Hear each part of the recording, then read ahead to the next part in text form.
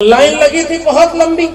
एक महिला अपने बच्चे को, छोटे बच्चे को ले गई थी और छोटे बच्चे को बीच में ही शौच आ गया। अब छोटा बच्चा, महिला अगर लाइन तोड़ करके चली जाए उधर तो फिर उसको पीछे खड़ा होना होगा।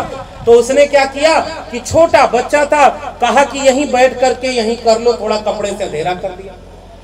छोटा बच्चा शौच कर दिया वही। अब महिला को समझ में नहीं आया अभी इसका क्या करें, तो उसके हाथ में जो फूल था उसी के ऊपर रख दिया कि छुप जाए, कोई देख न पाए। अगल बगल वाले लोगों की नजर पड़ी, उन्होंने कहा ये क्या है। तो महिला बोली कि अब क्या करें, सवाल का जवाब क्या दें। तो महिला थोड़ी चालाक थी, उसने कहा यहाँ देवी प्रकट हो गई है, देवी प्रकट हो गई। तो कहा कौन सी देवी प्रकट हो गई। तो कहा हंगामा देवी प्रकट हुई। कहा कब प्रकट हुई। कहा बिल्कुल अभी अभी।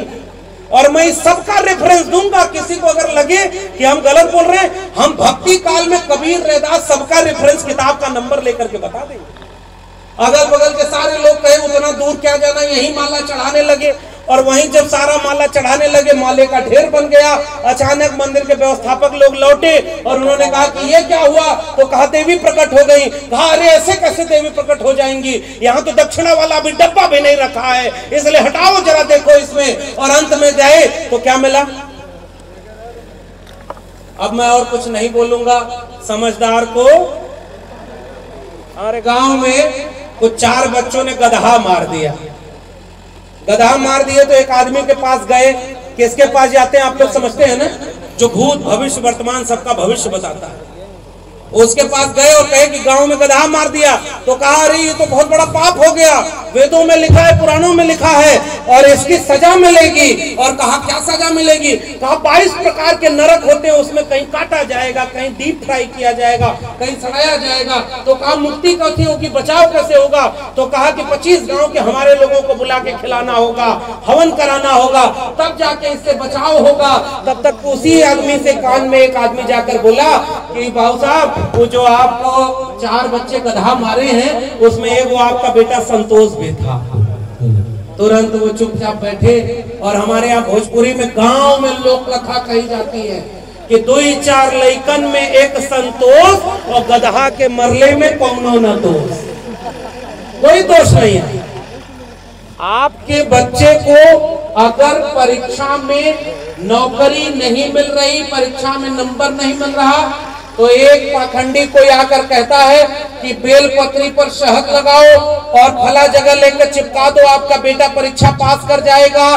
कुछ दिन बाद अखबार में खबर छपी कि उसका अपना बेटा 8वीं में फेल हो गया। ऐसे लोगों की कथा सुनने आप भी तो जाते हैं, जाते हैं कि नहीं जाते। ये जितने कथावाचक हैं इनकी डिग्री कभी आपने चेक की। आप किसी डॉक्टर के पास जाते हैं तो पता करते हैं कि नहीं कि डॉक्टर पढ़ा लिखा है कि नहीं। एक मटका खरीदने जाते हैं तो उसको ठोक बजा कर देखते हैं कि नहीं। और आप अपना पूरा विश्वास और अपने बच्चों का भविष्य जिनको सौंप रहे हैं, आप उनको जानते नहीं। इसलिए मेरी गुजारिश आपसे, गांव के लोगों, आपको पता नहीं है कि लखनऊ और दिल्ली में कौन लोग बैठे हैं।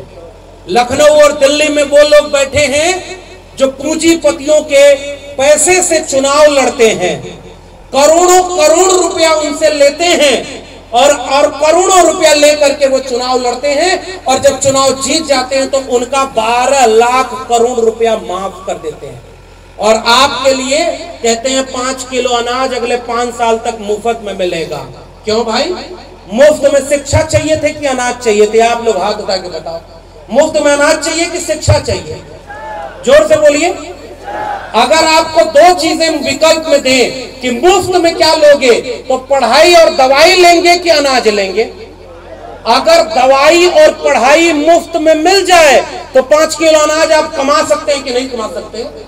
वो तो आप अपनी मेहनत से खा सकते हैं, लेकिन आपको भीख की तरह से कुछ चीजें ऐसी दी गई जो मुफ्त में दी जा रही हैं। और आप भी जब चुनाव आता है तो कहते हैं हम तो उन्हीं का देव जी का नमक खाए हैं। और आपका नमक खा के 12 लाख करोड़ रुपया इस देश के उद्योगपतियों का माफ कर दिया गया।